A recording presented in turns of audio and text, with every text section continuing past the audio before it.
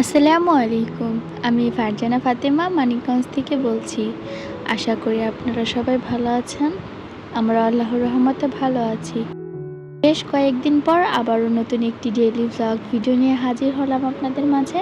আশা করছি আমার সকল প্রিয় আপু ভাইয়াদের কাছে আমার আজকের এই ভিডিওটি ভালো লাগবে।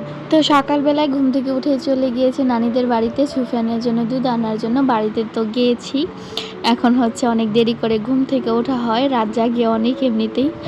যাই হোক, এই তো দুধ নিয়ে এসে আগের দিন রাত্রে মা তালের পিঠা বানিয়েছিলেন, তো সেগুলোই আমি আমার বড় বোন খেয়েছি। আমার বড় বোন 2 দিন আগে আসার কথা ছিল, কিন্তু আজকে এসেছে। যাই হোক, সকালবেলা তালের পিঠা দিয়ে খাবার মানে নাস্তাটা সেরে নিচ্ছি। আর বাসি তালের পিঠাটা একটু বেশিই মজা লাগে আমাদের কাছে।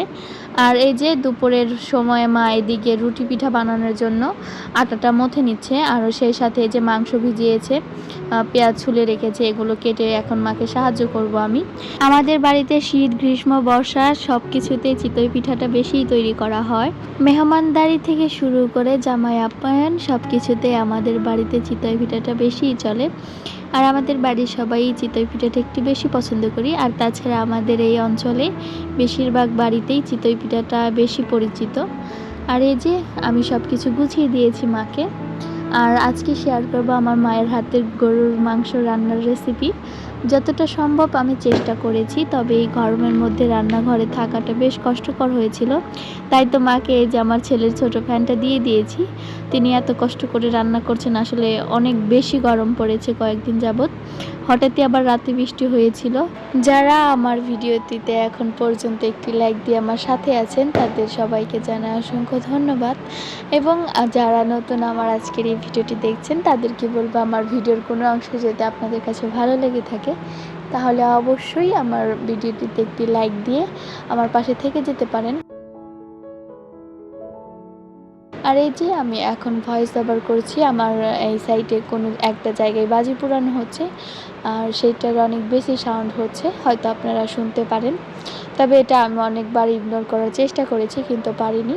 যাই হোক, আপনাদের সাথে অনেক দিন যাবৎ ভিডিও শেয়ার করা হয় না, তাই আমি আপনাদের সাথে এই অবস্থাতেই ভিডিও শেয়ার করে দিচ্ছি। আশা করি আপনারা এই ব্যাকগ্রাউন্ড সাউন্ডটি ইগনোর করবেন। যাই হোক, এদিকে মা সমস্ত মশলা দিয়ে পেঁয়াজটা কষিয়ে নিচ্ছে। আর আজকে সব রান্নাবান্নাই কিন্তু মাটির চুলাতেই হবে।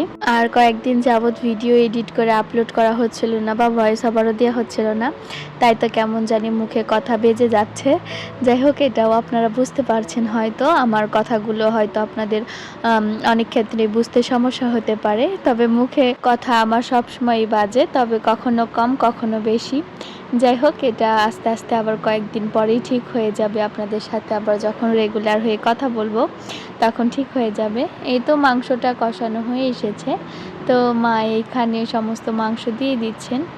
আর মা কিন্তু গতকালকেও চিতই পিঠা বানিয়েছিলেন, আর আজকে আমার বোন এসেছে, তো সেই জন্য সবার জন্য আজকে আবার বানানো হচ্ছে। কালকে একটু কম করে বানিয়েছিলেন, আজকে বেশি করেই বানাবেন।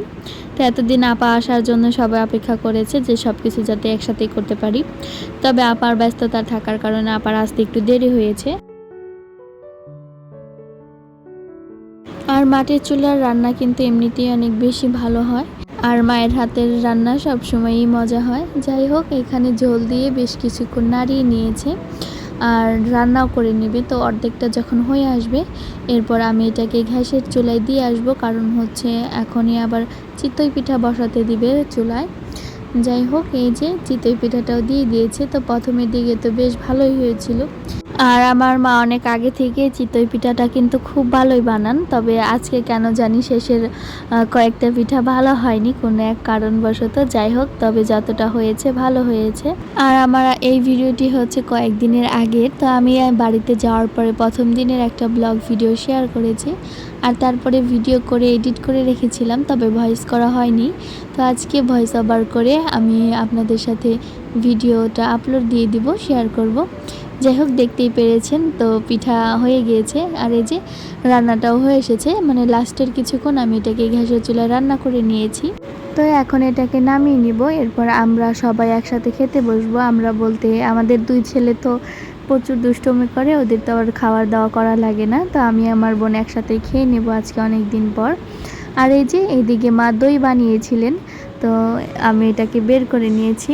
দইটা হাতে লেগে পড়ে গিয়েছে, কেন জানি ক্যামেরার সামনে ভিডিও করতে গেলেই কিছু না কিছু অঘটন ঘটেই। তো এখন আমরা সবাই এই দইগুলো খাবো। সবাই বলতে আমি, আমার ছেলে আর আমার বোনের ছেলে, এই কয়েকজনেই খাবো। এই যে পড়ে যাওয়ার কারণে দইটা এমন হয়েছে। আর দইটা বসিয়েছে, বেশিক্ষণ হয়নি, তবে এর মাঝে আমরা খাওয়ার জন্য বের করে নিয়েছি। আর এই যে বেশ কিছুদিন আগে দেখিয়েছিলাম আমাদের গাছের খেজুর হয়েছে, তো সেগুলো এখন পাখিতে নষ্ট করে ফেলছে। তো এই যে মা এগুলো পেড়ে নিয়েছে, আর গাছে এখনও অনেক খেজুর রয়ে গিয়েছে।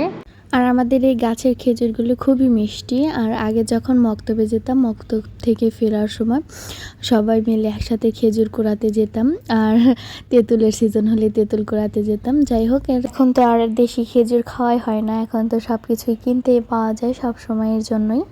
তো এখন ওই কিনা খেজুরটাই বেশি খাওয়া হয়। তবে অনেক দিন পর আমি এই খেজুরটা খেলাম, অনেক বেশি ভালো লেগেছে। দিকে কিছুদিন আগে যে বৃষ্টি হয়েছিল, আর এই বৃষ্টির পানি জমে নদীর পানি তো ভরাট হয়ে গিয়েছিল নদীটা। আর এখন ধামরার ওই দিকের পচা পানিগুলো ছেড়ে আমাদের এদিকের পানিগুলো একবারে পচে গিয়েছে। আর এই পানির গন্ধে বাড়িতে টেকা অনেক বেশি কষ্টকর। যাই হোক, নদীর পাড়ে যেহেতু বাড়ি, অনেক বেশি এই বাতাসের সাথে গন্ধটা আসে।